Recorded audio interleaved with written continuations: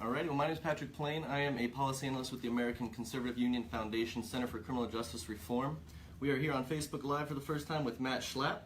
Mr. Schlapp, thanks for being here. You can call me Matt, Patrick. Matt, thank you for being here. Okay. Matt, for all you don't know, who is the political director in the George W. Bush White House and is now the chairman of the American Conservative Union. He's a columnist for The Hill and is a frequent guest on Fox News, CNN, MSNBC, all the above. And the host of CPAC 365 on Sirius XM Patriot 125. There you have it. Tune into that as well. Matt is here today to talk criminal justice reform. And Matt, so conservatives, they have a history of being, law and order. Donald Trump ran on law and order. Are you worried that grassroots conservatives, might not be in sync with where we are on criminal justice reform? Not really, because if you look at the CPAC straw poll put on every year by the Washington Times, this question was asked of all of our CPAC attendees, and over 90% of them, 92% of them, said that they agree that we ought to be looking at what the federal government does when it comes to criminal justice reform. And I think the main theme there is that, as Pat Nolan often says, our center director, we sometimes put people in prison who we're mad at, and who we should be putting in prison are those we fear. And that's exactly right. And that's overcrowding is a big problem now. A lot of money being spent on the system. Are you concerned that states are starting with reforms, that some of these reforms might undermine public safety, put Americans at risk? Yeah, well, this is the question, which is we don't want people that would harm us and harm our families to be running loose on the streets. And so all ideas under reform are not good ideas, but there are many ideas that are good. And what we're seeing in states like Texas, which said, look, we're going to save the beds in our prisons for violent criminals. Once again, the people who we fear, the people who have shown a record of really committing the most horrendous of crimes, that's who we're going to save our prison beds for. For less serious criminals, we're going to put them through other programs. Texas has saved billions of dollars doing that, and now we have other states. Maybe Patrick, you can help me out with the other states that are copying that. I know Mississippi, Oklahoma, and others. Oh yeah, and it's starting all in deep red states, and that's what we've seen. It's Texas, 2007. They were the first ones under Governor Perry. They had an issue. They had a lot of money that they needed to spend down the line, and he said, let's do it a different way. That's right. And the status quo isn't always what works. And Texas said, you know what? Let's go against the status quo. Let's see what happens. From there, Georgia, South Carolina, they followed suit shortly after. They've had good results. Oklahoma just a couple weeks ago. They're the second highest incarcerator in the nation.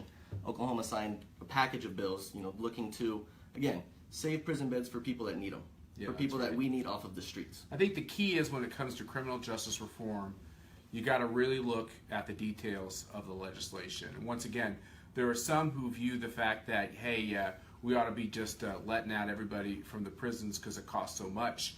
There's a lot of talk about the impact of drugs on some of these convictions and everything else. And I think at the American Conservative Union Foundation, what we're trying to do is to really strike that balance between having reform and, once again, not throwing a bunch of money out of our fear on crime and being overbroad. This term overcriminalization is one that I've had familiarity with for over a decade. And I've worked on the issue for a long time. And what's happening at the federal level is that almost every law now has a title that talks about what will now be considered criminal, what will now be considered a felony.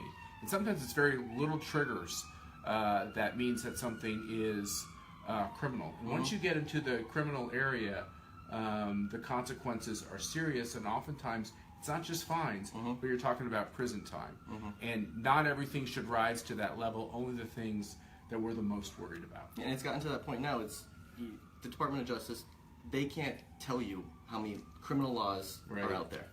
They just gave up counting. And but it's huge. It's huge. Hundreds of thousands. And you put in regulations, and there's over 400,000 laws and regulations that you can get behind. You can end up behind bars if you break them. That's right. And nobody can know that many laws.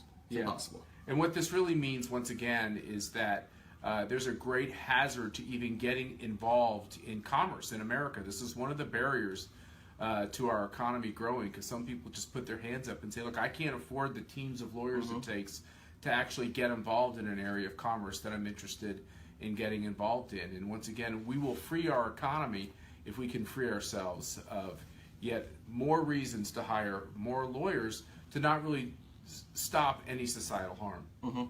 And that's exactly, it's barriers to entry for not only people re-entering society, but people don't even want to get involved because there's so much over their head of, I have to worry about so many things that it's, it's helping us, keeping us away from being competitive. That's right. And if you look globally as well, America has 5% of the world's population or something like that, but we have 25% of the world's prisoners.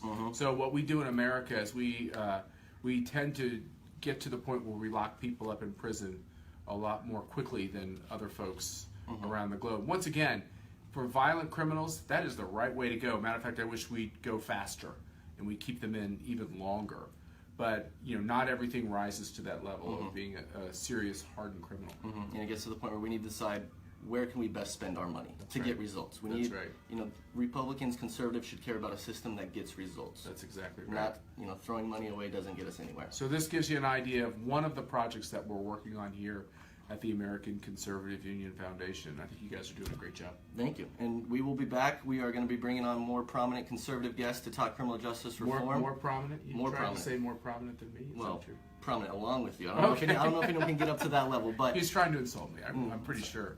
But be sure to like us on our Facebook page, follow us on Twitter. It's ACUF for Justice, and we will keep you updated with all the great work we're doing and our next guests. Anyways, Matt, thank you very much for coming on to the show. Thanks for the good work you do. Thank you. Awesome.